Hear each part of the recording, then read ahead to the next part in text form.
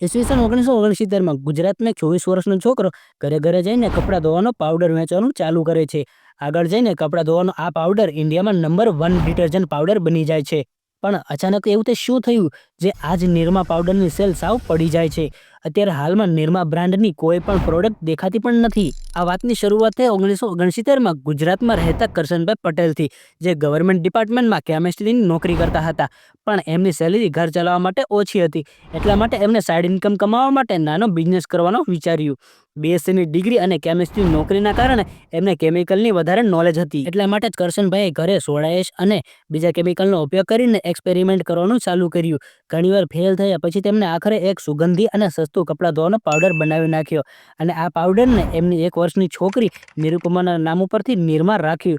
અને એ જ દિવસે થેલીમાં પેક કરીને ઘરે ઘરે જઈને વેચવાનું ચાલુ કર્યું. તે સમયે મિડિલ ક્લાસ અને ગરીબ માણસો કપડાં ધોવા માટે સાબુનો ઉપયોગ કરતા હતા. આ સાબુ સસ્તો તો હતો, પણ કપડા ઉપરના ડાઘ દૂર ન કરી શકતો. અમીર માણસો મોંઘો પાવડરનો ઉપયોગ કરતા હતા. બીજી બ્રાન્ડવાળા પોતાનો પાવડર 15 રૂપિયા કિલોગ્રામ આપતા. ત્યાં ગુજરાતના કરશનભાઈએ માત્ર 3.5 રૂપિયા કિલોગ્રામ આપવાનું શરૂ કર્યું.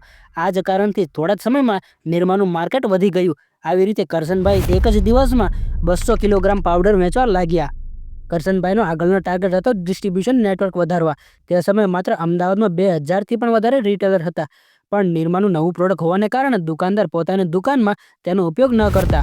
જેમ જેમ નિરમા પાવડરની માંગ વધવા લાગી, તેમ તેમ દુકાનદાર પર પોતાની દુકાનમાં નિરમા પાવડરને જગ્યા દેવા લાગ્યા. અને હવે ટાઈમ આવી ગયો હતો આખા ગુજરાતમાં ફેલાવાની. કરશનભાઈ જાણતા હતા કે બીજી બધી બ્રાન્ડની આગળ નીકળવા માટે માત્ર એક જ ઉપાય છે, અને તે છે નિરમા પાવડરની સસ્તી કિંમત. નિરમાનું પ્રોડક્શન વધારવા માટે કરશનભાઈએ અલગ અલગ ફેક્ટરી ખોલવાને બદલે અલગ અલગ શેડ ખોલવાના શરૂ કર્યા. બીજી બધી બ્રાન્ડવાળા પાવડર બનાવવા માટે મોંઘી મશીન અને ભારે વીજળીનો ઉપયોગ કરતા હતા. ત્યાં નિરમાનું પ્રોડક્શન માણસો જાત જ તૈયાર કરતા હતા.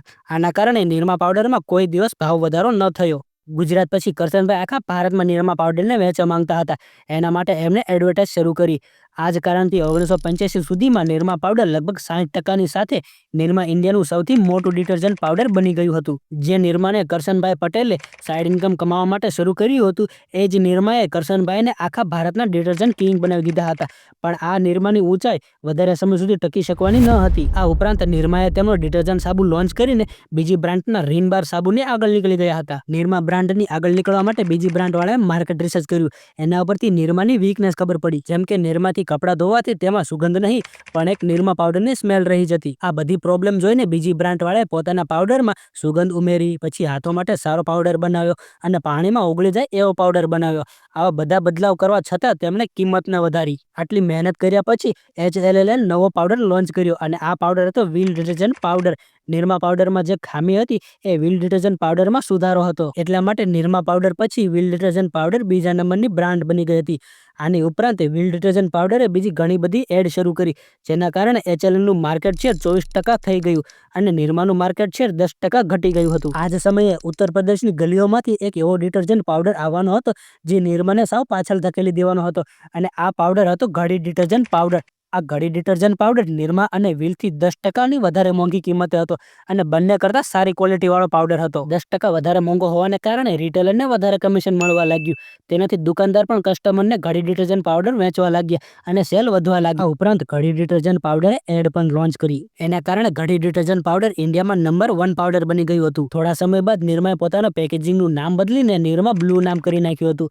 પણ એમાં બહુ મોડું થઈ ગયું હતું, કેમ કે માર્કેટમાં એરિયલ પણ નિરમાની આગળ નીકળી ગયું હતું. જ્યાં હિન્દુસ્તાન લીવર લિમિટેડે પોતાના નવા પ્રોડક્ટનું નામ બદલ્યું, પણ નિરમાએ પોતાના નવા પ્રોડક્ટમાં પણ નિરમા રાખ્યું.